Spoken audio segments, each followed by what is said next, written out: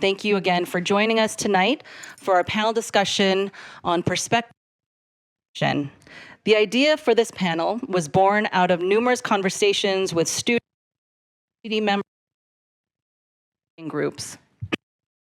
It's abundantly clear that through these prayers that some of the executive orders that came out of the new administration are heavy on minds. And I do want to emphasize that tonight is not about. We hope to share stories of the people and the organizations, our very own community allies, who are impacted by the sudden change in funding and immigration policy related to our national policy. Additionally, how do these current events connect with our faith? This past week, Pope Francis wrote a letter to the U.S. bishops in which one of the things he stated was that the Christian faithful and people of God are called upon to consider the legitimacy of norms and public policies in light of the dignity of the human person and his or her fundamental rights. Additionally, in today's gospel, we heard the Sermon on the Plain where Jesus speaks about those who are blessed alongside woeful warnings. So how does our Catholic faith call us to respond to the signs of our times? To help us discern that faithful invitation, we have 4 excellent panelists with different connections to the people most deeply impacted by the sudden and sweeping changes on immigration policy. It is my pleasure to introduce our first panelist.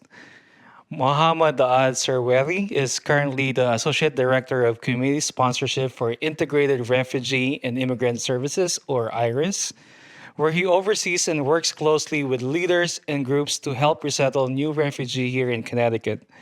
His career began in Afghanistan as an English language teacher, followed by assuming leadership roles in the United Nations High Commissioner for Refugees, and later as liaison officer and political advisor for the U.S. military and Danish embassy, respectively.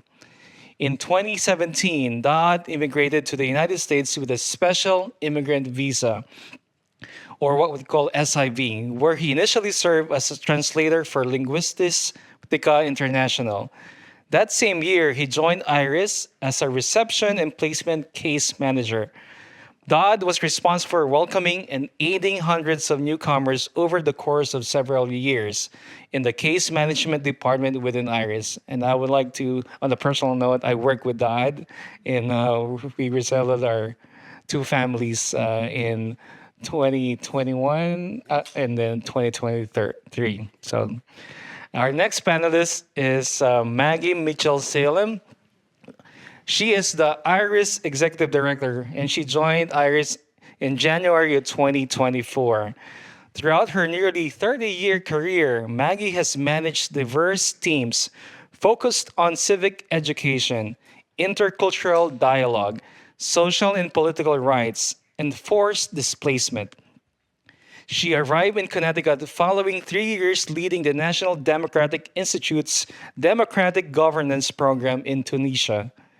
For more than a decade, she was the founding executive director of Qatar Foundation International and expanded Arabic language and culture education to public K-12 schools across the US, UK, and Germany. She also served as a U.S. Foreign Service officer in Mumbai and Tel Aviv, and as staff on the Executive Secretariat of Secretary of State Madeleine Albright. Thank you. Sister Mary Ellen Burns is a member of the Apostles of the Sacred Heart of Jesus, which she entered at the age of 18. After teaching for 7 years, she attended Yale Law School and graduated in 1989.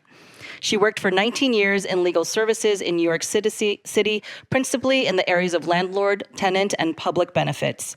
In 2008, she came to New Haven to serve as the executive director of Apostle Immigrant Services, or AIS, which was founded by her religious community. AIS has 4 full-time and 2 part-time staff members, with volunteers supporting its immigration legal services and food distribution work. AIS focuses its legal representation on family-based immigration, citizenship, DACA, and immigration benefits for victims of crime and minors who have experienced abuse, neglect, or abandonment. Colleen Putzel-Kavanaugh is an associate policy analyst with Migration Policy Institute's U.S. Immigration Policy Program, where she focuses on the U.S.-Mexico border, including analysis of trends in border arrivals, migration at and between ports of entry, migrant processing, and the role of NGOs in border communities.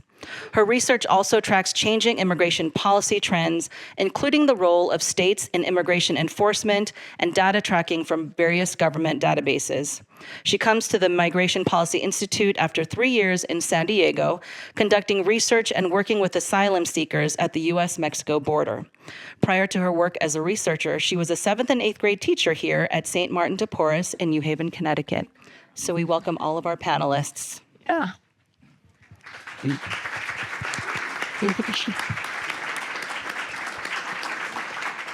Okay.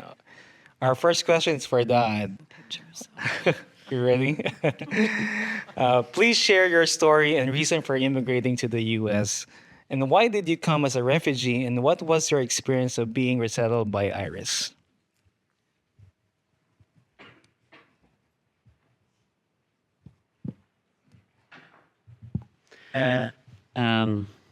First of all, I have to say it's a great honor to be here in this wonderful gathering along with our executive director and, of course, the rest of the wonderful panelists here.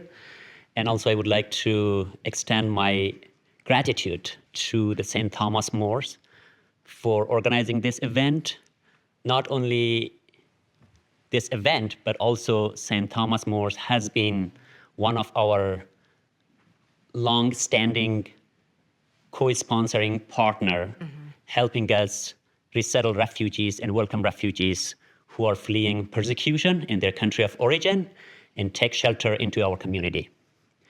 It has been wonderful and amazing working with Alan and his team. Of course, I do not see Kathleen probably. Of course, this has been a wonderful experience working with them. Regard to your question, Alan, thank you. As it was mentioned during the introduction, I worked with the U.S. military and supported them as a language assistant in Afghanistan for a couple of years. During my service as a language assistant, of course, we shared bitter and sweet moments with the militaries. We had become family members, by the way. I do remember, of course, we were on mission. We were ambushed. Of course, our fellow militaries were wounded. We were hit by suicide bombing. All those memories I do have with me. And those moments that you have memories with those wonderful people working with them cannot go away. And the bond is pretty strong. And why I did that, probably a lot of you probably have this question as an Afghan, why you did it, that now Afghanistan is back to the hand of those terrorist groups that we fought actually for 20 years almost. People like me, that generation that witnessed 9/11, and aftermath of 9/11, we saw that the international forces came to Afghanistan. We thought that this is a shared interest to work together. The success of the U.S. military and the coalition force led by the United States is a success for the future of Afghanistan.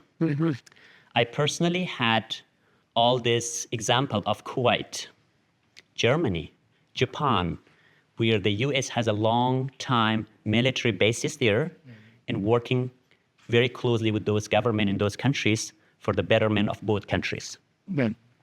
So we thought such example could be for Afghanistan. And we did it. So putting a stop period there, probably not diverting from the question.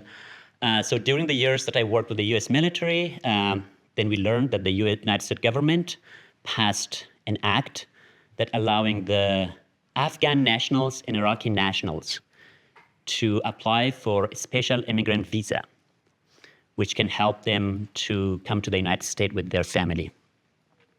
I completed the application in 2011 with the help of my then supervisor, now retired Major General William Hicks. But my visa was issued very late 2016. So this many years where it took for the visa center to complete the process, because SIV, as it seems ostensibly pretty easy, because you come from your country, not going like refugees to the third country, but it is an intensive process.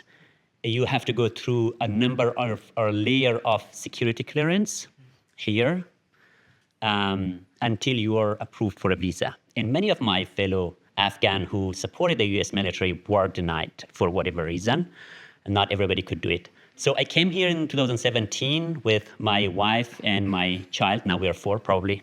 We have 2 children now. February 2017, I remember that Iris welcomed us.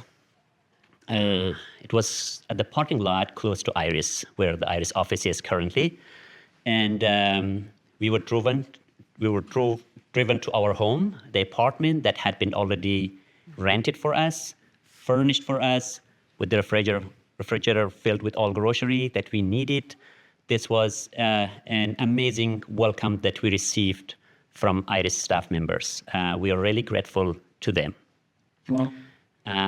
So one of the reasons why I choose to take this path and come to the US, because over the years that I worked with the US military and Afghanistan, of course, with other international organizations like the Danish Embassy, we saw a trend that the situation was deteriorating day by day, month by month. There was not much hope. As I have mentioned in other interview, I'm sorry, trying to make it shorter, not taking much of the time of others. We were considered as a language assistant, the eyes and ears of the military by the Taliban, by the terrorist group. So they were looking at them that if they are not there, they cannot see the community, they cannot build connection with the community, and they cannot hear the community. So that was the very, very soft and easy target also for them. Many of my fellows lost their life, of course, and in the life was not really secure and safe for us, and that's why we had to immigrate to the United States. Thank you. No, thank you, Don, for sharing your story. For Maggie, what compelled you to this work as an executive director of IRIS? As a community ally, please give us an update on IRIS. How is IRIS surviving as a result of lack of funding for refugees already in our country? And how are you moving ahead with all these cutbacks? Wow, easy questions. Hi, can you hear me? Is that working? Okay, great. Hi, everyone. Thank you so much. And like Dodd said, we're both really honored to be invited to be here, and deeply appreciative of the work that you all have done as a community for those that we all serve. I wanted to add something to what Dodd said about the danger for those working with U.S. and NATO forces in Afghanistan. Dodd would be targeted because of his work. But even after, and this is what is so critical about what's happening right now, even after he gets to safety with his immediate family, it doesn't stop. People who are determined to cause pain for those they view as the enemy find families. They find other ways of getting to you, even after you have reached safety. I know this from other friends in the Middle East who fight for human rights and democratic freedom, for standards that in many ways we are starting to learn that maybe we were taking for granted. Not politicizing this. And they will go after your family. And I don't mean imprison your family or cause problems for them. They will kill them. And so what is most alarming about what has happened to the refugee resettlement process and the parallel process, which is having SIVs from Afghanistan reach safety in the US, is that many are now essentially desperately concerned for family members who are still there and who are either in processing or who have a visa and whose travel has been canceled, just like it's been canceled for refugees that were ready to be resettled.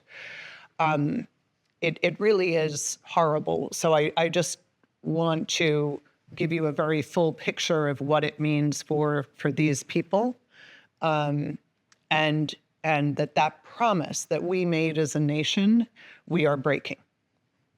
And when people talk about the national security implications of this, since it seems the humanitarian implications are not something we care about as a government anymore, the national security implications are quite significant. Dodd mentioned other theaters, other countries where we have had armed conflict and where we have based our troops.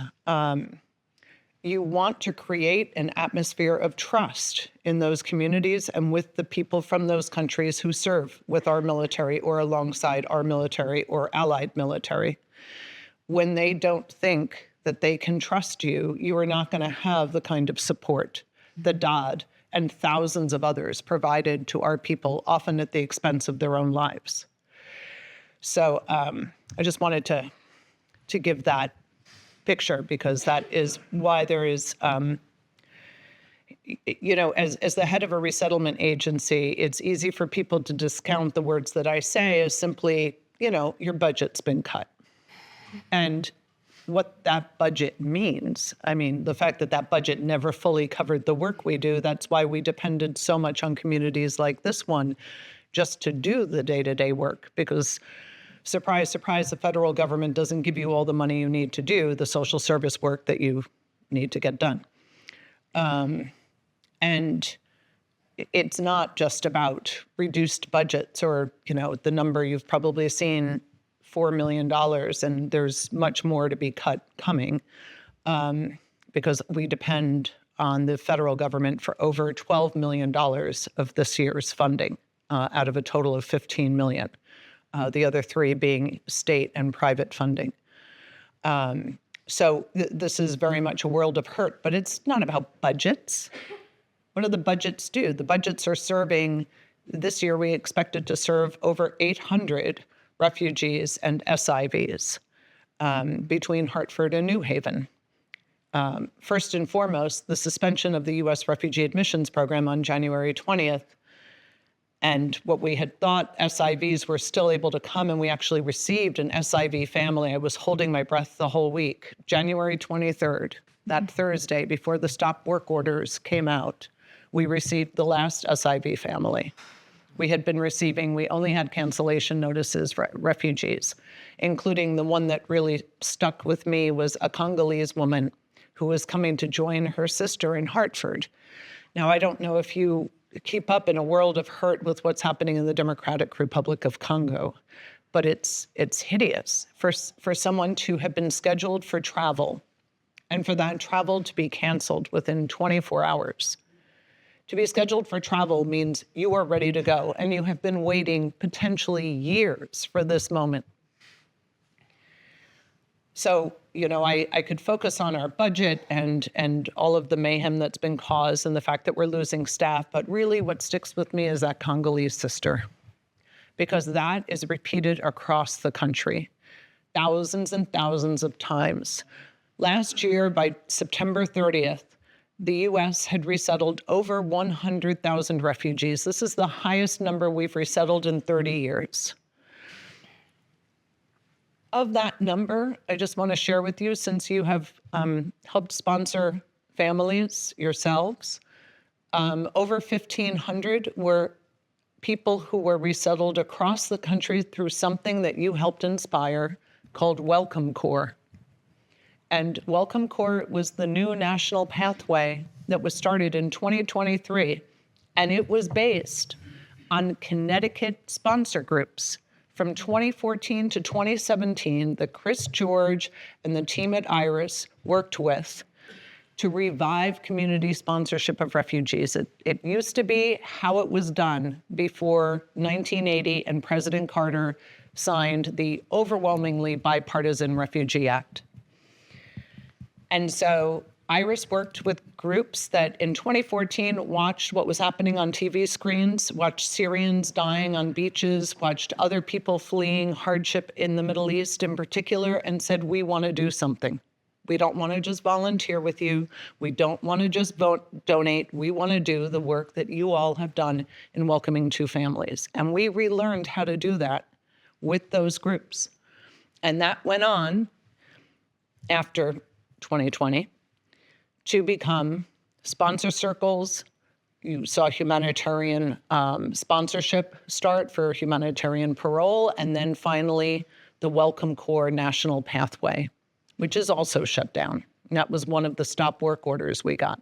And that one seems so perverse to me. I mean, all we were doing there was a small team that Dodd was leading was helping Americans across the country who had said, yes, we will resettle a family. And we would just provide them with light support. They would have someone to call when they were having an issue or when they found something challenging and a member of the group wouldn't be able to address that. It was kind of like a, call a friend. It was a relatively very low-cost program, and it helped other Americans. I mean, that stop work order in particular was just so strange to me. But then there's been a lot of strange. Strange is not really even the right word. Just devastating and appalling. Sorry, it's not political. It's just human.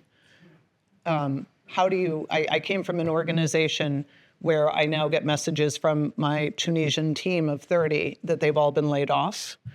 The National Democratic Institute, which has been around since the mid-1980s, along with the International Republican Institute and other democratic governance organizations, are all on the brink of closure. This is who we are, like every nation, hugely imperfect. And in those acts that we did to make people feel welcome from places where they were unwelcome, we did something very big and very significant. And that is basically at this point dead. Not like the first Trump administration. That was slow rolling. This was deliberate. It was like a guillotine. And it's over. And we are going to do our best, in answer to your question, to survive.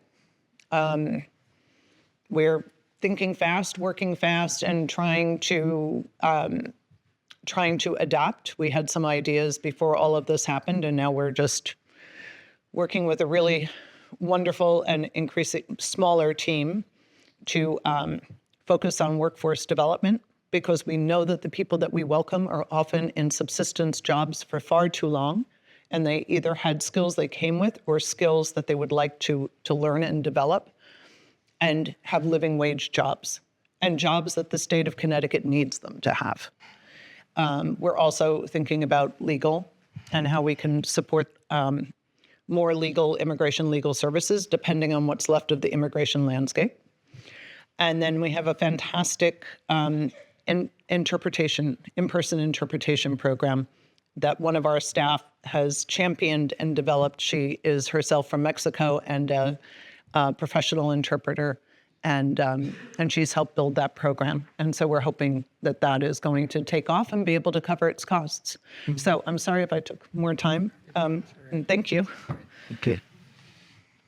Thank you so much, Maggie, for really painting the picture on the human beings that are impacted by those policies, as well as sharing the ways that you are trying to forge ahead amidst a devastating reality. Our next question is for Sister Mary Ellen. If you could please share with us what you do with Apostle Immigrant Services, and how does the mission for AIS align with your religious order, which founded that organization, and our Catholic Church? How do those values align with what you do? Okay.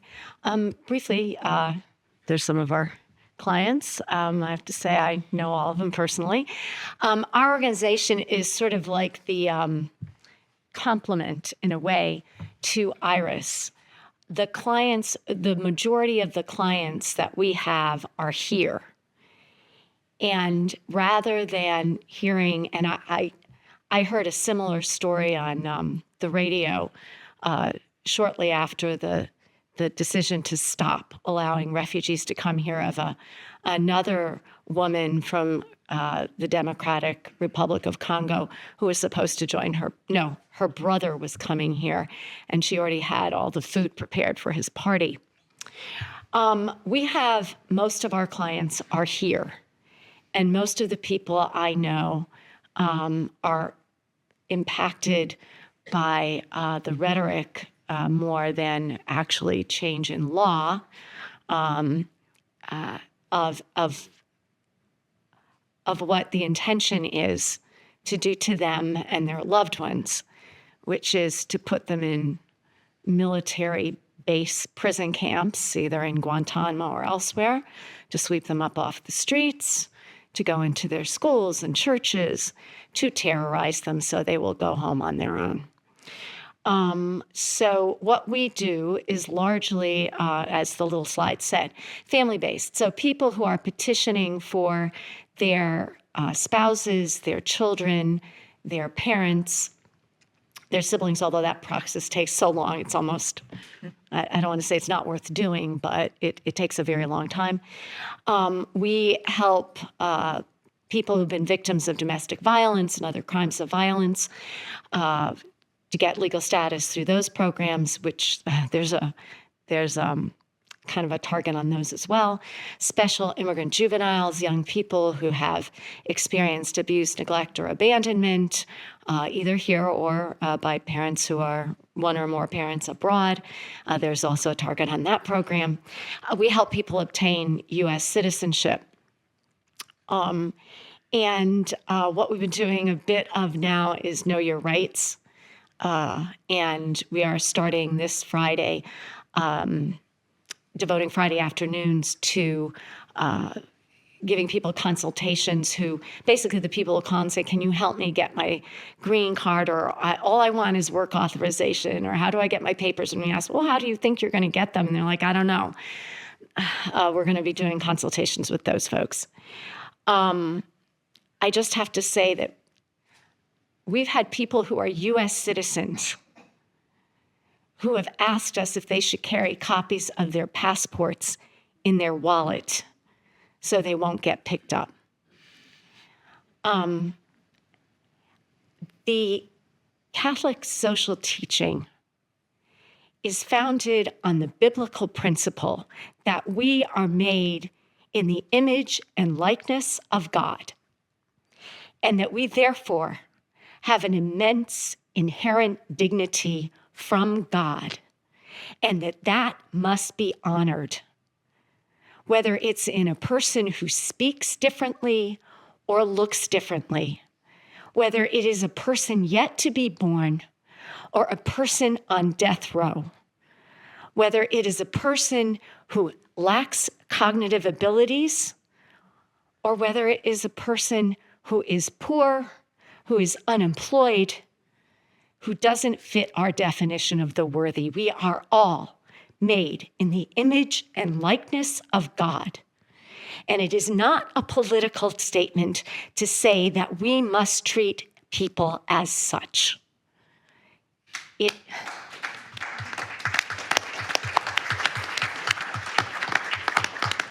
So our community started this organization in part because that is who we were.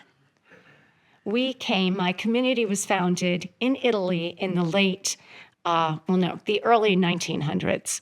And our sisters first came here in 1902, Italian immigrants, to accompany their brothers and sisters who are coming to the United States, like the majority of the clients I see, although not all. Some of them are coming out of fear. But many of them come, they just say, I needed a better life, right? And that is what people have been doing since the Mayflower, right? People have been coming here for a better life.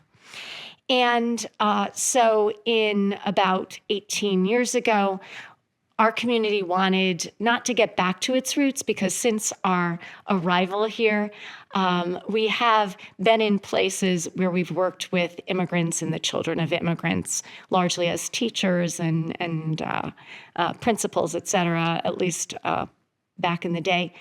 But we wanted to do something directly and focused on immigrants, and we wanted to do something rather than being in a school that was started by somebody else, or where the neighborhood changed and now there happened to be immigrants there. We wanted to do it purposefully.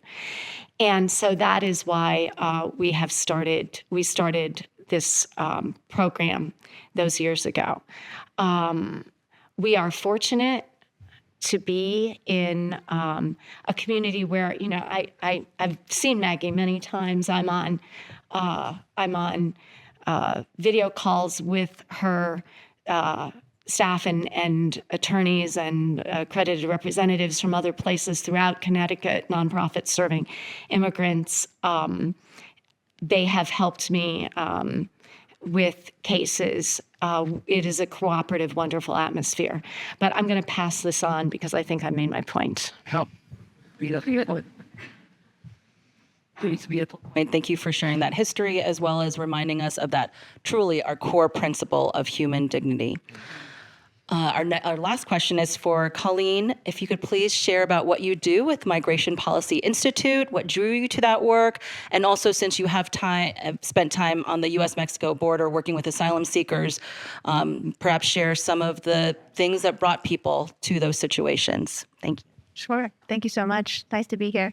Is this working? I can't tell. Oh, closer, even closer. Okay. Thank you. So I work at the Migration Policy Institute. We're based in DC.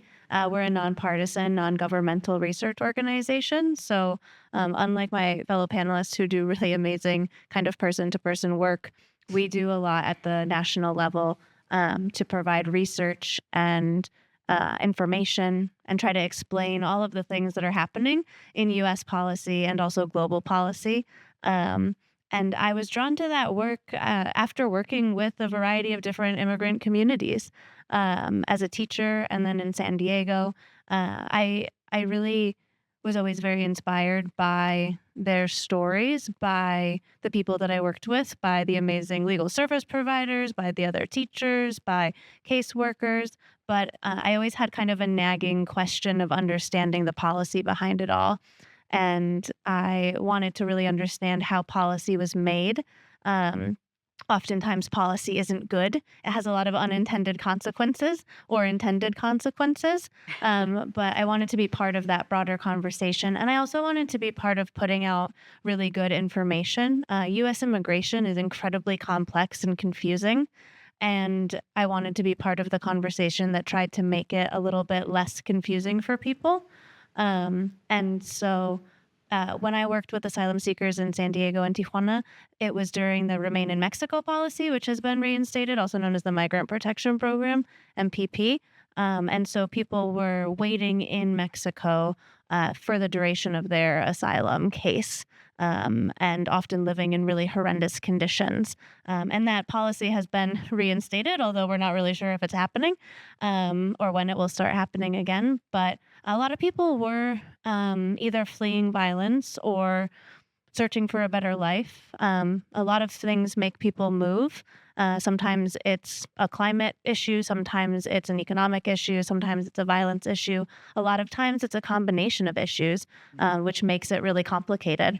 And so it was a lot of people's really difficult stories and knowing that they may not really have a path ahead of them that made me very interested in what could U.S. immigration policy look like that really meets all of those different and complex needs.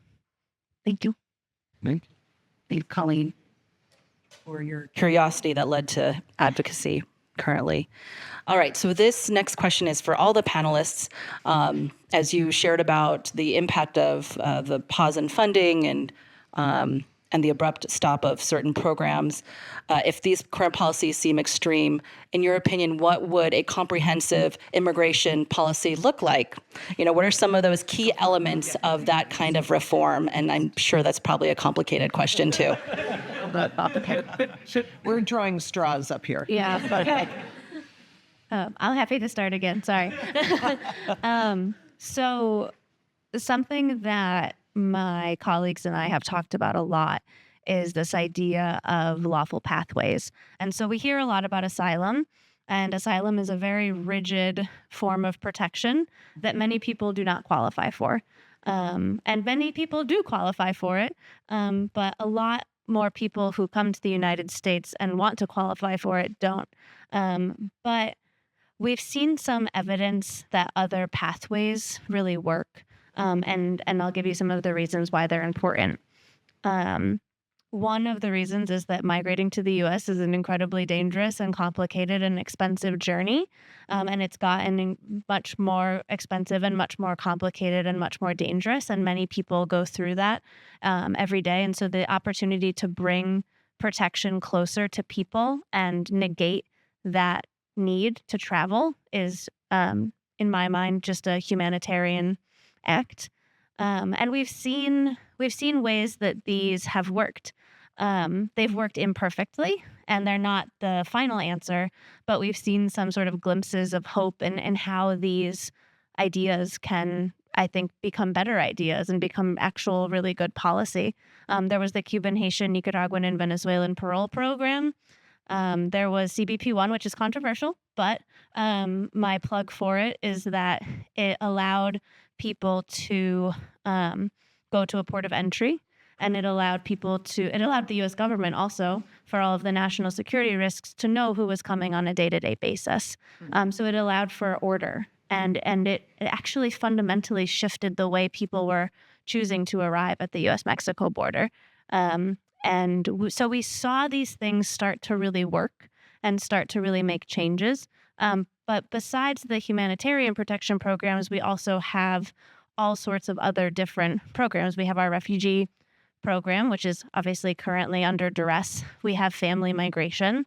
And all of those kind of legal pathways, so what we call legal immigration, are facing extreme backlogs and a lack of funding.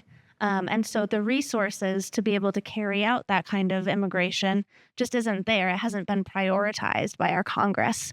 And so when we think about lawful pathways and when people argue that migration should happen the right ways, the problem is that a lot of times the right ways are utterly underfunded and under-resourced and impossible to access.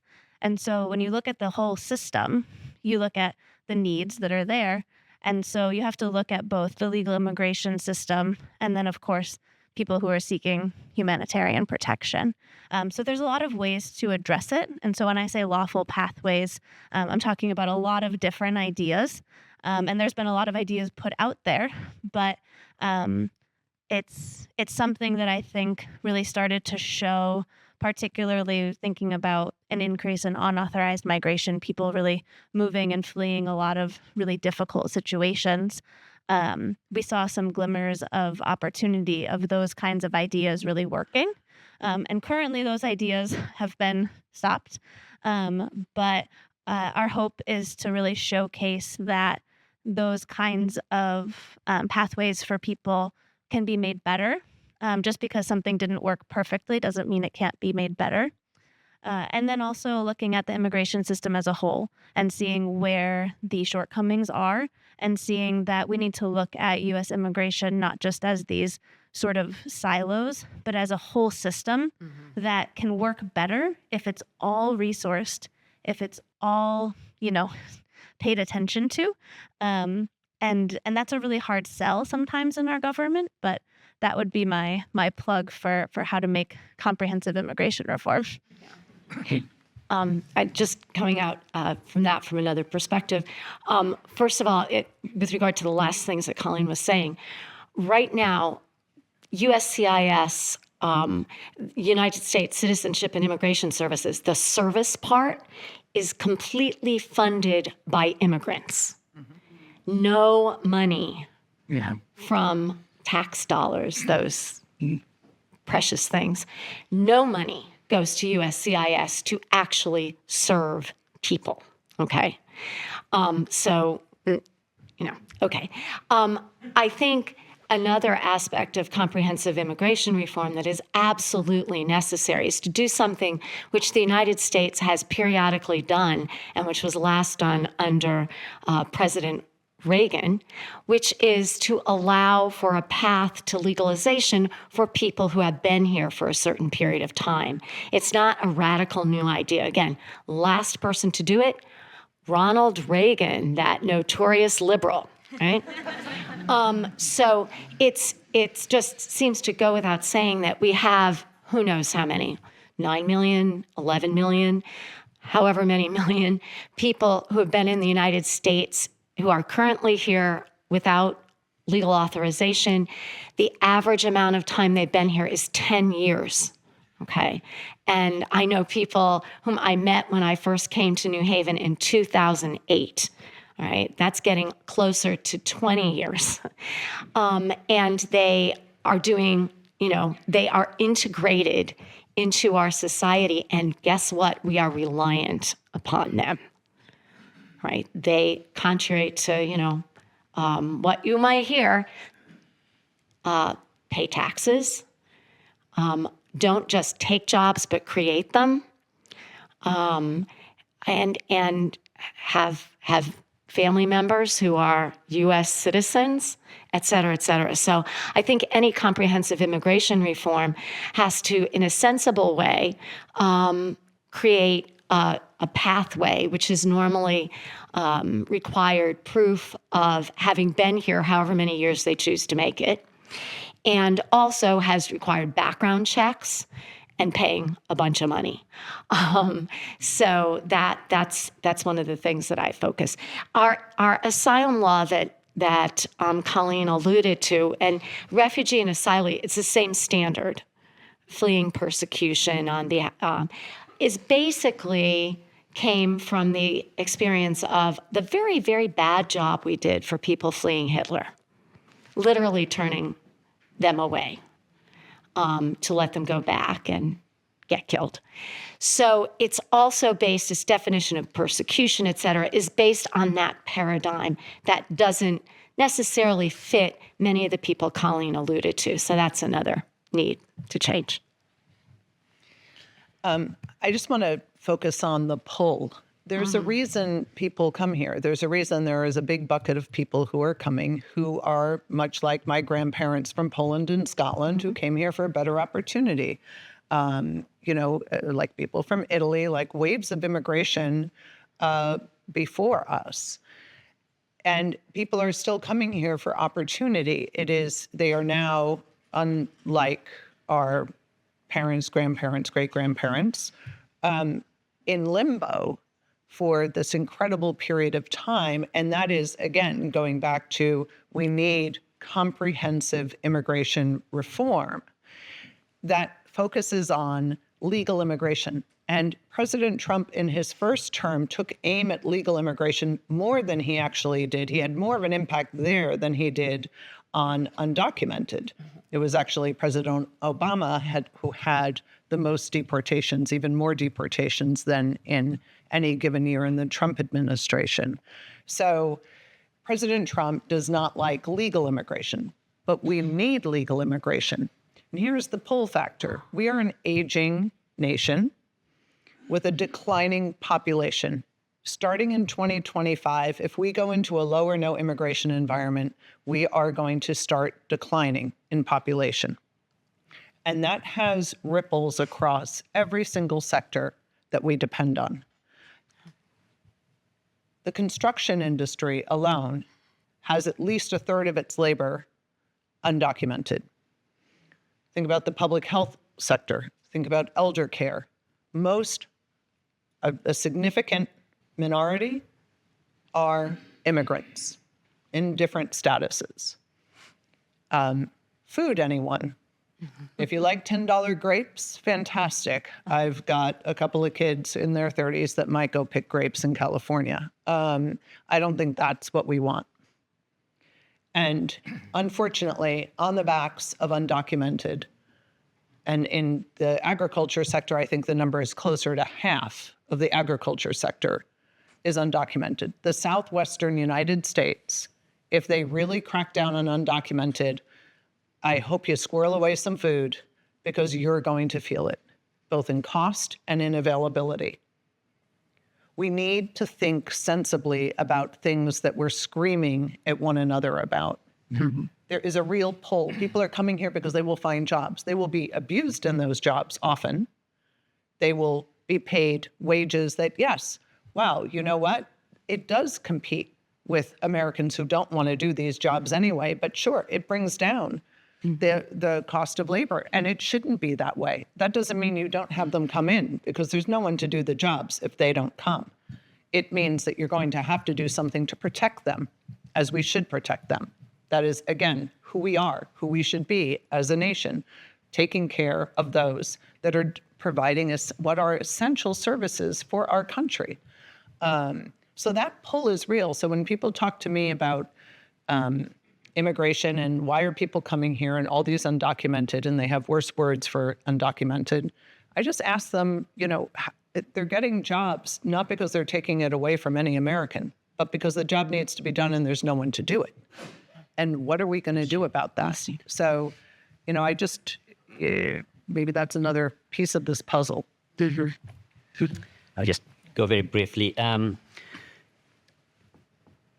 I think it's pretty clear that the refugee crisis is a humanitarian crisis and doesn't need to be politicized. But unfortunately, it is politicized pretty much.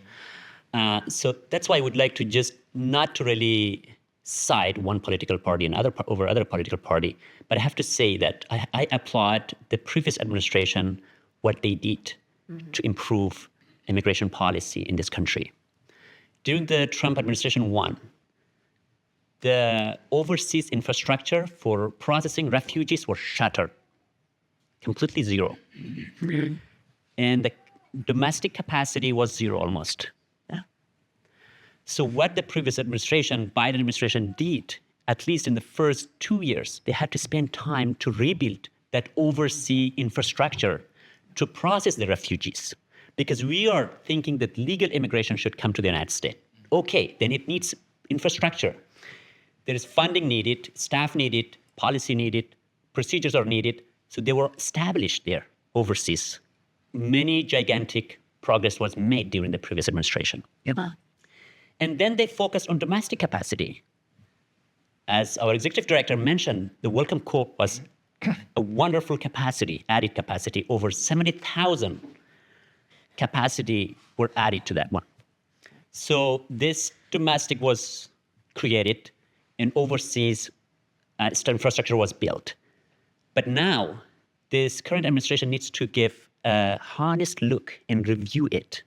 If it's really honest to what it's saying, that we would like to welcome legal immigration, then they have to maintain and build on those momentum. Not to undo everything. And that's what is happening, unfortunately. Just remember, refugees are not coming in a very simple path. Any refugee families that I have been working with in the last 7 years, I think at least they have been in a refugee camp for 5 years, living in limbo. And most of them are 8 and 9 and 10 years. A child was born in 10 years, and 10-year-old has not had a formal education. So that's a kind of situation. So if you would like to welcome a refugee in a legal pathway, then you need infrastructure. It was built. So we do not need to undo. But unfortunately, it has been undone right now. Both the domestic capacity, but also overseas capacity. Well, thank you for widening our understanding of comprehensive immigration policy, including pathways, the reason why people come here, and also the important essential work they provide for us as a society. Our next question is, what role does your faith play in doing work that you're doing, knowing that not everyone on this panel is Catholic? What aspects of your religious tradition, maybe scriptures or tenets, inspire your work and values? Well, I'm going to dive in as the Presbyterian. It's nice to be here. Thank you. I now have to be very specific in saying I grew up a Northern Presbyterian, which is not something I really understood was a thing until I went to school in Maryland and I met another Presbyterian, and they asked, "Oh, where did you go to church?" And I said, "Oh, Oyster Bay, New York." And I got this look. And I was very confused at first. And then I did some reading and realized that that my church has this fundamentalist part. and I, I grew up thinking that everyone was the same, that there were people all over the world and some were hurting, and that it was our duty and obligation to be helpful. Like it was and it didn't matter what they were, what tribe they were, religious or otherwise, but that you did good for others. And I remember being, when I was in my early teens, we had this very cool pastor, because the pastor that had been the longtime pastor of our church ran off with the secretary. I did not know that at the time. He just left. All the adults were very, but we had two interim pastors. One was Polish, Pastor Swoboda, I'll never forget his name, who had been through, he had been in a camp. He had been one of the people who was not Jewish and who suffered from the Holocaust. And so his sermons really shook our Oyster Bay Presbyterian Church. And I'll never forget him because of just the moral authority of someone who had seen the barbarity that is possible and survived it, and had come to the North Shore of Long Island, which must have been just the most incongruous place. But the pastor after him made me want to be a pastor. He was fun and irreverent, which I guess goes with being Presbyterian, and just so human and real and caring. And then I had this epiphany within about a year, didn't take long, that I didn't think I was as good a human as he was. And therefore, I didn't think I could really be a pastor. I certainly do not think I'm as good a human as Sister Mary Ellen. And She doesn't know me very well. but like that feeling of being in church and that belief that all people deserve equal treatment under the law, under any God. I can't say that that's why I'm in this work, but it's why my whole career has been about some form of public service in different ways, and trying to help people have their voices be respected and heard, because that's really what we all want, is to be heard. It's not always to be agreed with, but just hear and see me as a person. Sorry. This could be a very long answer, and I tend to long answers, so I'll try to cut it short. My religious community is called the Apostles of the Sacred Heart of Jesus, and the woman, Blessed Clelia Merloni, who founded our community, didn't have a specific work in mind. Everybody's going to be a teacher or a nurse or whatever, which those things are great. I don't want to, cast shade on communities founded to meet a specific ministerial need, because those are some very, very important religious communities. But rather, she had been captivated by the love of Jesus, and she wanted our sisters to help other people know the love of Jesus. I almost hate to say this because I don't do this very well, but by the way we witness that love in service to them and in partnership with them. And so that is, why my community exists, why we started this particular little work, and why I hope to be able to continue to do it as imperfectly as I do. Another thing, though, and I have to say, background to that, Jesus captured me when I was in high school, with the awareness of just in a little way of all the love that he has for me. And so that is a root of it. And then a couple years later, when I was taking a class on the prophets and the Psalms, which I was taking as a novice, and we dug into the prophet Amos. And if you want a kick in the pants, go back to the prophet Amos, because that's what he was trying to do,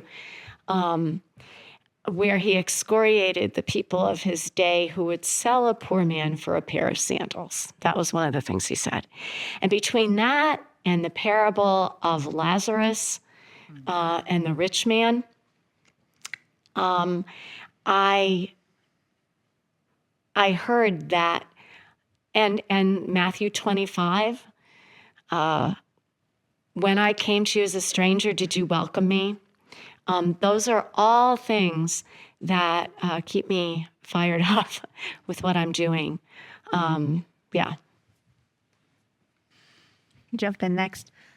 So I work a lot with data and with numbers. We're an evidence-based institution. If I write anything and it's published, I have to be very sure that I can, back it up 5 times over. And so that's kind of the world, the professional world that I work in. But I think that what's really interesting about working within immigration policy is that apart from data and apart from numbers and making cool graphs and being able to support all of the conclusions that I make, we are always talking about real human beings.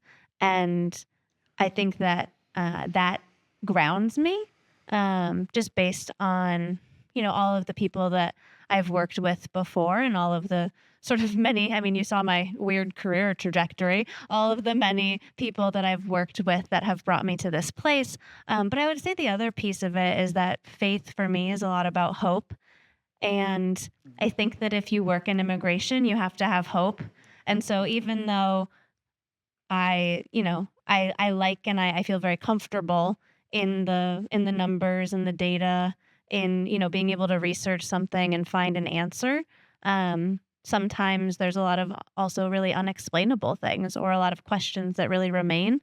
And so I think that the idea of hope is very grounding in all of that. And it's something that, at MPI, we talk about a lot. MPI was founded 5 days before 9/11 and sort of had to readjust. The whole immigration structure completely was remade after that. And so a lot of the people who have been there for a long time, one of my colleagues had he said it so well, and I don't remember what he said, but essentially like MPI was sort of born out of a crisis. And so I think that in these times, having hope and remembering, and for me, it's being able to look within the numbers, within the research, within the ideas, and be able to say, wow, that's a really good idea. Let's study that. But it's, wherever you find your hope. And so for me, that's the key. Be very briefly. I'm Muslim. Obviously, in a modern interpretation, what I'm going to tell you about a quote from our prophet, it's a little bit discriminatory, I agree with you, but still very good one. Our prophet says that, of course, you have to treat all the human beings as a God's creature, irrespective of their belief, in 2 ways. One, your brother, they are your fellow Muslim. The other groups are your friend, those who do not share the same faith with you. Whatever their faith is, you have to respect them and you be kind to them because they are as human as you are.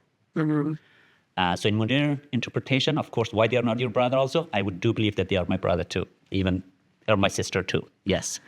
But I have to say this very quickly that I have been working within the last year with over 50 co-sponsoring partners across Connecticut and also outside of Connecticut.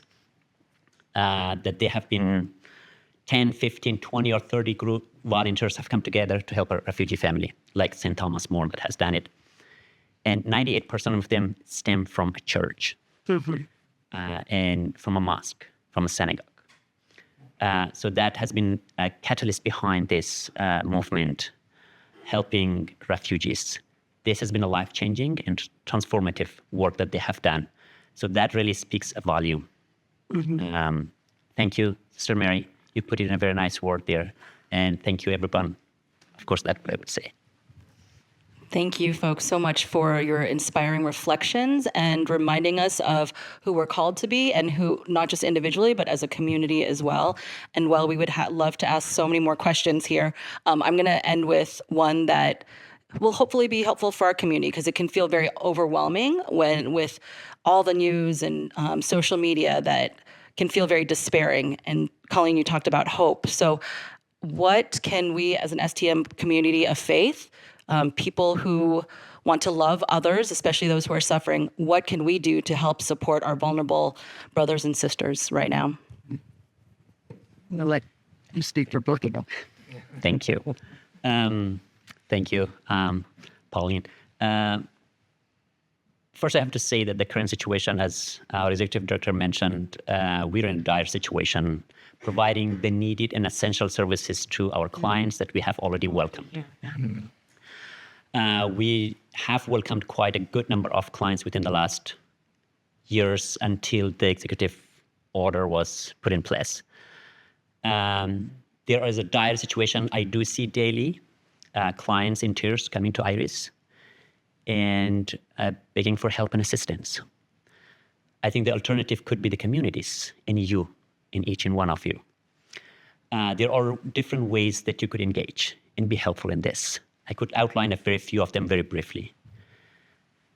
For example, St. Thomas More is willing to go ahead and take a family that has already been welcomed here in Connecticut in New Haven. We have done most of the paperwork. There is no case note, nothing needed, of course. But there is two main areas that you could be helpful. A very short-term rental assistance until the clients get employment, but also simultaneously helping the clients to become employed. The other way is that you could do a hybrid model. A group of volunteers can come together. We could be a primary service provider. You could be a contributor of financially in terms of rental assistance. A few months, we will cap it. Partial rental assistance, not in full. And then we also, as a primary service provider, we will task a few other as needed that you could help us with. The third one, which is going to be very important, is that you could donate in unrestricted fashion to Iris. Iris can definitely make the best use of your donation, and we will make the best use of your donation for our clients. And Iris is proud to say that 90% of your donation is going to direct client services. I think a lot of nonprofits might not have that background, but we do have that, and it's public too. And the other way that you could help is that you could be just a fiscal sponsor. So one individual can financially afford to come up with a couple of months, maybe 2 to 3 maximum months, partial rental assistance to a family. You do not need to send it to Iris. We will provide all the necessary information. You can just send it directly to the landlords of the client that who has been badly impacted by this executive orders that the grants have been frozen now. And also you could be just individual donating your time. Maybe you could come to Iris. Through Iris website, you could register. We will definitely contact you as needed. You could be helpful driving a family to their appointment, helping kids to be registered in school, or maybe you could help clients to apply for energy assistance, or maybe a form that is Department of Social Services form needs to be completed. So those are the areas that you could be very helpful. And this is a very crucial time, and we will appreciate if you could step in and help us. Okay. Okay. So I think the first thing is, since my client, our office does not provide any kind of financial support for our clients,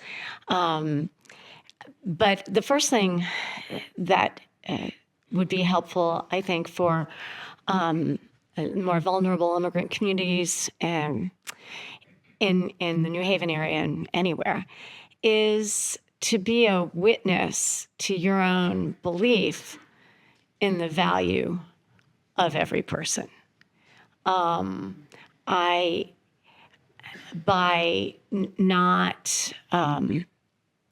Just being a witness to that. The second thing, and this is going to seem a little odd, maybe, but maybe coming from a nun it won't. I recently read this book that somebody had sent to me. It would not have been a book I picked out, but it was written by and about this German priest who had at one point been drafted into the army of the Reich when he was a young man, and how he did all these amazing things. And he was completely reliant on prayer.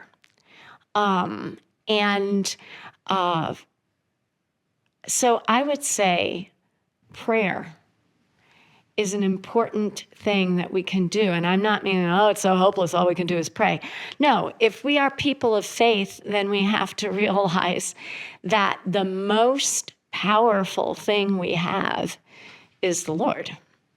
And so pray for the peace and the upholding of our brothers and sisters who right now are frightened, and not irrationally so, and yet who keep going. And the third thing, and this is a more constructive thing maybe, but there are groups that are calling for, hoping that people can, as we expect, an increase in the number of people brought into immigration court proceedings, who can be observers in court. I realize it's in Hartford, so it's a little bit of a schlep for people in the New Haven community. Witnesses to that who can accompany people, who can provide that type of support. And I can share with the chaplains maybe connections to such organizations. And then for my organization, if there's any of y'all who are highly conversational in English and Spanish, we can use translators. I have two wonderful attorneys who don't speak Spanish, and the majority of our clients are Spanish speakers, although many of them speak some English. But for like the real important stuff, they want to be speaking Spanish. If there are any of you who are Arabic speakers or Dari speakers, or French speakers, we would love to get your names and hook you up. As we do, we partner with Iris. And so we are doing some work for some of the folks they've resettled, because they just resettled an incredible number of people that their legal department could never keep up with, doing the follow-ups for them so that they can get their green cards, et cetera. So those are things that I can think of that you could do. Thanks. Great. So, sorry, those were all really good ideas, and then I forgot all of mine. So I think that one thing that's really important is just making sure that you're reading the correct information. And that's not to be patronizing in any way. It's just that there's so much, just a flood of information, and not a lot of it is correct. And so I think that just in trying to understand and being curious about these things, just making sure that you're reading the right information is really important. And then I think that I think it was 2017, 2018, MPI did a study that showed that the single biggest diversion for someone trying to, for ICE trying to arrest an unauthorized person was someone knowing their rights. And so getting really good information about knowing your rights, and for people in your lives who may be worried or scared and unsure of how to do things, people, whether it's your family, your community members, people at your kids' schools, people in your workplace, I think that helping them understand what they can do to be well protected while still feeling like they can go on in their day-to-day is critically important. And then I would, say, if you want good information, read MPI stuff, read Niskanen, read, good research Pew. Just, I would say that. And then finally, just on a more, I guess, personal note, I think that in general, trying to pace your outrage, and trying to remember that you can't necessarily do good work if you yourself are kind of burnt out. And as a reminder, it's been, a couple of weeks. So we have a long way to go. And so we have to pace ourselves and pace our outrage. And I think that, you can still do really good and important things in really small ways too. So you don't have to do everything at once. Yeah, I just wanted to follow up on something Colleen said about know your rights, to give you a few sources for that. The ACLU, not unsurprisingly, has some good things on that. The Catholic Legal Immigration Network also has, and you can, I don't have to tell y'all how you can find things on the internet, right? Catholic Legal Immigration Network. Another group is called Chirla, C-H-I-R-L-A. It's out of L.A., and they do these great videos. So if you go on their website or you do a search for them on YouTube, they have a whole series of videos. I am still using in Know Your Rights presentations, one that they made 17 years ago that's available bilingually, and I use that in Know Your Rights presentations for people. It's a short little video that has these little scenes and then commentary. But those are some good sources for Know Your Rights. And of course, that applies to Know Your Rights with regard, here's the lawyers coming out now instead of the nun, your rights when you're in a situation with any type of law enforcement. So I applaud Colleen for coming up with that idea, and those are some sources for you. Thank you so much for those really practical and spiritual and intellectual options for us in this room. We do want to open it up to some questions for our audience members. I see Stephen right there. It's kind of like a crutch. Oh, welcome. Yes. Thank you so much. This was a actually really helpful presentation, and I'm so glad to have heard from all of you. So it seems like there's a bit of a difficulty in calibrating how we talk about this, right? Because sort of on the one hand, we know that this is like an urgent crisis right now. We also know that part of the goal is to create a climate of fear. And so there are ways we can talk about it, which maybe while cathartic for us, actually like are misinformed or exacerbate sort of the climate of fear. I'm interested how we calibrate talking about this issue in such a way that like emphasizes the gravity of the situation to our communities, while at the same time not like furthering the terrorization of particularly undocumented immigrants. I would suggest, and this is aligned with what Colleen said, that you really look at the information that you're reading and sharing. It's just basic, like check your sources. If you're reading something and it's alarming you, just make sure it's actually true. There were a lot of rumors going around about ICE sightings. There's a statewide network that we're part of that is trying to, it's not a network that everyone can join. It's different groups across the state that are trying to bring in information, credible information, and then only share that information. So, each individual can also take it on themselves to say, Aunt Doris is always sending around crazy stuff. Is this even true? And go back to the source. Try to find original sources if you can, or just incredibly credible sources that you feel comfortable sharing. Yeah. I would just add really quickly that I think that two things can sort of happen at once. On the one hand, again, this is just me nerding out over numbers. On the one hand, we know that while ICE arrests increased in the first 2 weeks of the Trump administration, deportations did not. They actually decreased. That points to a lot of resource constraints that I won't get into. But it wasn't as though ICE wasn't arresting people on January 19th and then all of a sudden they were on January 20th. ICE has always been arresting people. We just didn't hear about it as much. Mm-hmm. And so I think that it's all very, we're hearing about it a lot more, and that's a very intentional tactic. And so I think that while it's not necessarily comforting that we know that people are being arrested in communities, I think that placing it in the reality of the situation is important. And then at the same time, just helping people feel prepared.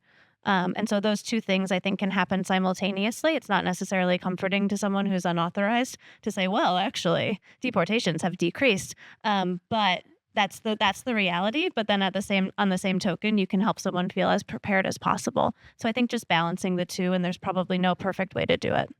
Yeah. One of the things I say at Know Your Rights presentations is, and I don't know the name of the guy who's the head of ICE at this point, was how disappointed they were when they were trying to carry out, for whatever reason, they hate Chicago, right? So getting to love New York, but they hate Chicago. And how tough it was because these people actually knew their rights. And so they didn't get to arrest as many people as they were hoping. So I think I tell people, knowing your rights and, not waiving them is a path to protection. So I think that's something to keep in mind. And yeah, I mean, ICE has no more resources today than it had on January 19th. Now they're trying to pull in other entities to increase those resources. So all other aspects of our law enforcement are going to be abandoned. But that's the reality. They don't have a single additional detention bed than they had on January 19th, which points to that they actually deported fewer people than they did a year ago. So a lot of it is about trying to get people to be afraid so they'll just buy their ticket and go home. And I think, as much as one might deplore, as I do, the rhetoric, remembering how much of it is rhetoric and how much of it is reality is an important thing.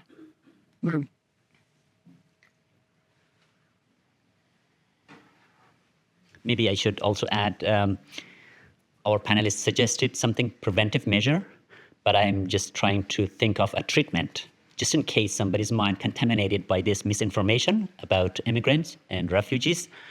I would suggest, in order to get to the fact, join IRIS, another refugee resettlement agency, volunteer with them so that you can hear and see firsthand information with the refugees. Yeah. I have had many volunteers started working. They said, we never thought that, for example, the government support is this limited for refugees. They say, so I never thought that these people are such a grateful people. They say, we never thought that it's such a rewarding experience to working with the refugees. So that would be my suggestion too. Thank you. Hi, my name is Mary Elizabeth. I'm in the Divinity School here. And I have a question about the nature of executive orders versus laws. When I was growing up, my parents did a lot of immigration advocacy work in Georgia around the DREAM Act, and then later about DACA and DAPA. When I think about the changing landscape of immigration, I think a lot about the DAPA unconstitutional ruling and how DACA has been upheld. And so I'm kind of wondering, as we navigate this very executive order, not past congressional legislation, landscape of changing immigration in the United States right now, what advice you have for thinking about how does this executive order function in the long term? What is this legal landscape actually looking like now versus, the mention of there are no more resources for ICE today because Congress hasn't passed a budget and they might not on March 6th or whatever. And so just was kind of curious about reflections and thoughts that y'all might have as we try to understand what all of these things actually mean now versus after the next congressional budget, if one passes, and further on. Happy to start. No, that's a great question. Thanks for asking it. So executive orders and their use in immigration policy is a pretty long-standing issue. So I think that, until recently, the last immigration standalone bill hadn't been passed for 35 years. Obviously, the Lake and Riley Act passed Congress a couple of weeks ago. And so that sort of changes that equation. But regardless of that, which is an incredibly big change, but so not to discount it, but to talk more about the executive actions, what they do is they function as an order, but they don't come, like you said, with any resources or with any actual changes, and it also and any changes to the resource landscape. And so what that means is that you could have this order laid down, but the level to which it's actually implemented is really dependent on the different agencies involved. And so the other piece of it too is that it's really subject to litigation. It's not a law that's passed. And so what we've seen over, from Obama to Trump to Biden to Trump is sort of this flip-flop in immigration law, in immigration policy, that has caused much confusion for policymakers, likely for folks working on the ground, for immigration lawyers, because things can really change on a dime. And so a really good example is the birthright citizenship executive order was immediately challenged, continues to be challenged, never went into effect. But there's, many other orders that have gone into place. Litigators are trying to gather information, get plaintiffs, trying to challenge things. All of that takes time. But what it does is it creates a really tenuous situation where something could change the next day. And so right now we have a lot of people in the United States who are on what we at MPI call a liminal status, because it doesn't really lead you to anywhere, but it also somewhat protects you from deportation. But it's tenuous. And that's kind of the nature of immigration policy right now is it's something very tenuous. And so Congress's ability not only to pass an immigration law, but to pass a budget is incredibly important. And a lot of immigration actions through Congress have really happened in the last 30 years through the appropriations process, which is the very complicated way that our government gets funded. And so in the next couple of weeks, and this past week, Congress has been debating something called reconciliation. So we may see resources actually coming through on immigration. How those resources will be allocated and used kind of remains a black box of uncertainty. But all of this to say that because Congress hadn't acted in 35 years to pass any sort of immigration reform, it's been this flip-flop of policies and changes on the ground, which affect, of course, migrants themselves, but also people trying to work with and serve migrants and policymakers trying to create policy. So all of that to say, it makes it extremely challenging. And I'm not actually sure now that I've rambled for a while if I answered your question, but all of that to say that it's been a trend that we've seen, and we will likely continue to see. But it is important, I think, on a note of action, is calling your Congress people and making it known how you'd like them to act in their votes. That's incredibly important because, especially coming up on the budget. I just wanted to add that we were directly impacted by actions that flowed from an executive order. And so the executive order to suspend the U.S. refugee admissions program on January 20th and then on January 24th, what flowed out of that were two stop work orders, one for Welcome Corps and the other for our reception and placement program, which is the most financial and labor-intensive part of a refugee's arrival in the United States, the first 90 days. Within 90 days, they're supposed to somehow miraculously become self-sufficient, which I joke, I have 4 children. 3 of the 4 were not self-sufficient within 90 days of graduating high school. So I think it's a really unreasonable standard, but that's for another conversation. So, what you're also looking at is big constitutional questions. So I was looking at my phone because as I was coming here, I saw a news story that not related to immigration. Those cases are coming. The Office of the Special Counsel, which is a whistleblower office within the federal government so that folks within the federal government can say, something's going on here and be protected. That person was fired by President Trump, and that was held up in court, as have a number of executive orders have been held up. And the administration has asked the Supreme Court to review the case. And you're going to see a set of, does the president get to not only issue executive orders, but claw back funding that Congress has already appropriated? And that's part of the question of the programs that we support. Our national agency, Church World Service, along with the other 9 national agencies, have not received reimbursement. We work on a cost reimbursable basis. They have not received reimbursement for Q1 of the federal fiscal year, and that is October till December. Federal fiscal year is October 1 to September 30. They have not received reimbursement. State Department isn't talking to them. We've heard that Health and Human Services is also, in some cases, slowing payment. They have an Office of Refugee Resettlement that is another stream of funding through the states to resettlement agencies. We haven't seen an impact there, but I've heard that other agencies have. But that was funding that Congress has allocated and appropriated. So what is the limit to a president's ability to actually control funding? And then if the Supreme Court makes a decision, and that is rules against the Trump administration on any one of the dozen or more issues, where's the enforcement? Mm-hmm. The vice president has made a pretty strong statement, and he's not the only one. Try and enforce it. Mm-hmm. And normally Congress would be the enforcer. So, these are really, really, I'm sorry, I'm pulling at this. This is sort of like one of those sweaters with threads. You start pulling at it, and there's just so many issues that come up. Any questions on this side? All right.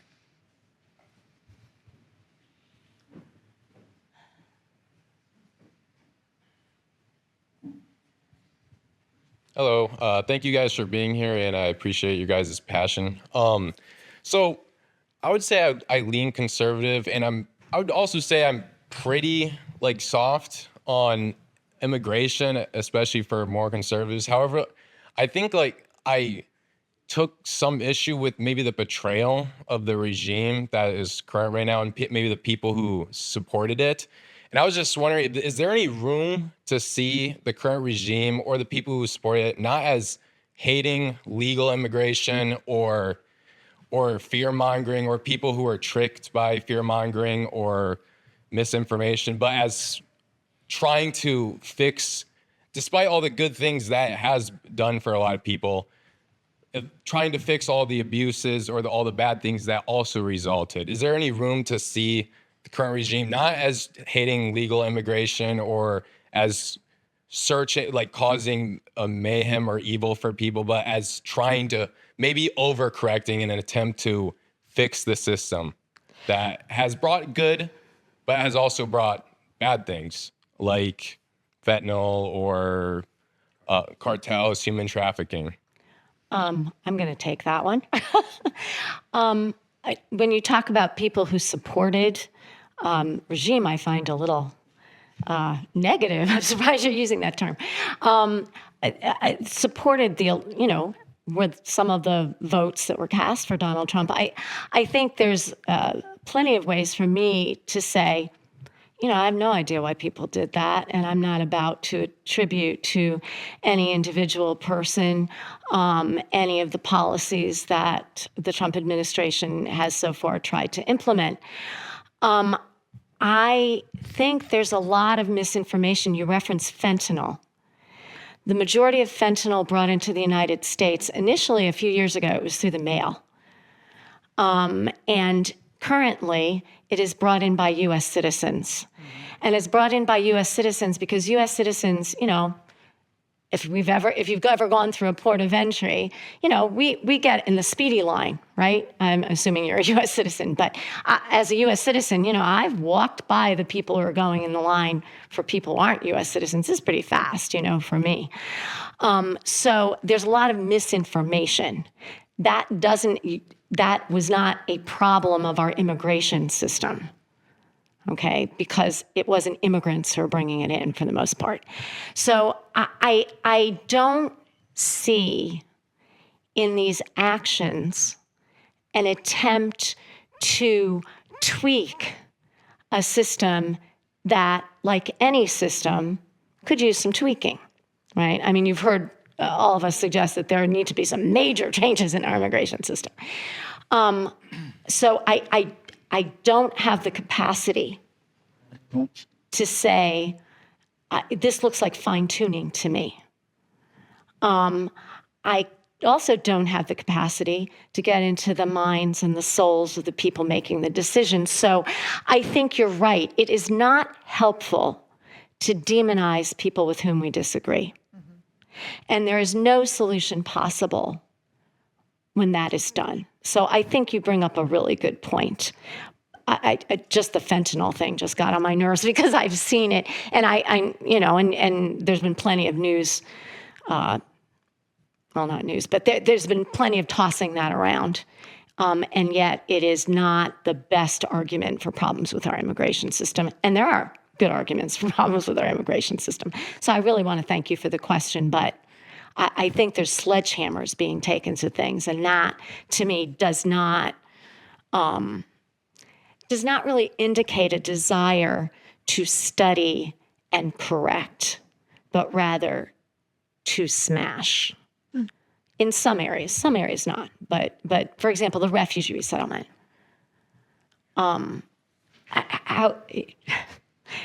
People who are admitted, who get that magic foil to be able to come as refugees, have been vetted by like every possible security, both U.S.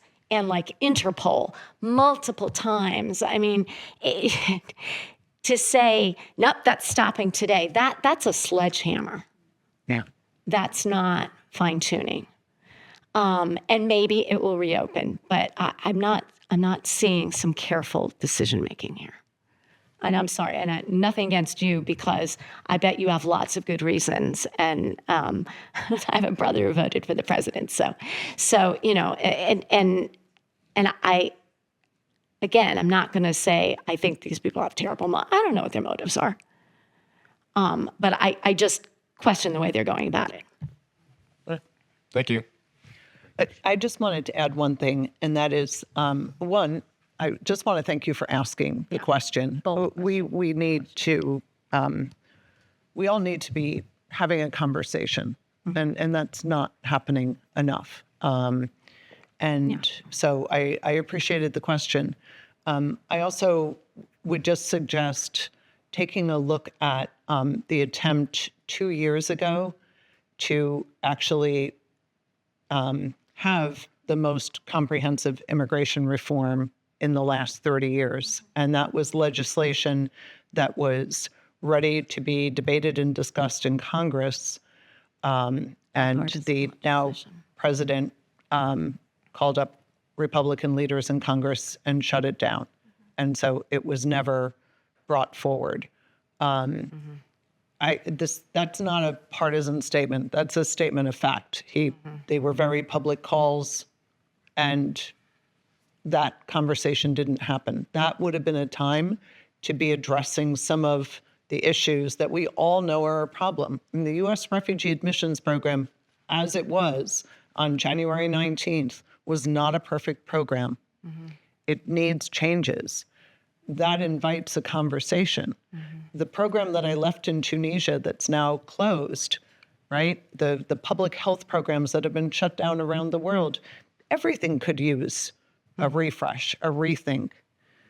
You know, that's not the intention of what we're seeing across multiple sectors that are providing help to people that need it.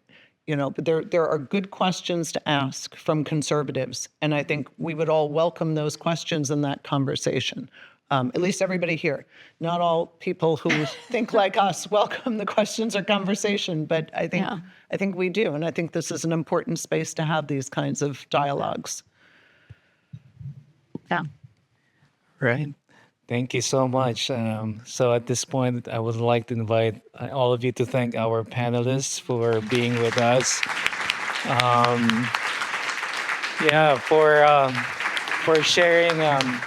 For sharing their perspectives, sharing stories of the people they encounter, they serve, for enlightening us, for really widening our perspective, especially navigating this past few weeks. But I think more importantly, for the work that they do. So thank you so much. Thank you so much. Yeah. Just a reminder, we have a QR code on the table. It just going to take then less than a minute. If you can answer a very short survey, it will very much help us in our future programming. Also, thank you for all of you for attending tonight. And I would just like to close that, in this time of profound change, we all seek to anchor ourselves to enduring truths of the gospel as Christians. Again, you probably ask, what does our Catholic faith teach about welcoming the stranger? What does our Catholic faith teach us about this time? What does our faith and how can teach us in responding to the needs of the migrants, refugee, and the asylum seekers? Our response must not be colored by our political affiliation, by the enduring truth of the gospel. Our leaders have spoken powerfully. Pope Francis consistently calls for more humane and compassionate immigration policies. The USCCB, our bishops, Catholic bishops, also issued statement for advocating for just and compassionate policies.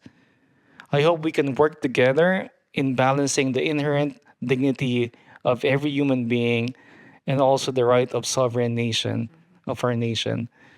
To further explore this topic, we invite you to join us on Feb 27 at 6 p.m. for a discussion on what the Bible says about immigration. This will be led by Professor Harry Etheridge, who's over there. Again, renowned biblical scholar, former dean of the Yale Divinity School, will lead the discussion, and he will discuss also the principle of Ordo Amoris. There is also a letter writing campaign for Catholic Relief Services on Feb 20 at 7 p.m. And again, for more details about this event, please check our flock note. Again, to everyone, thank you for being here and good night.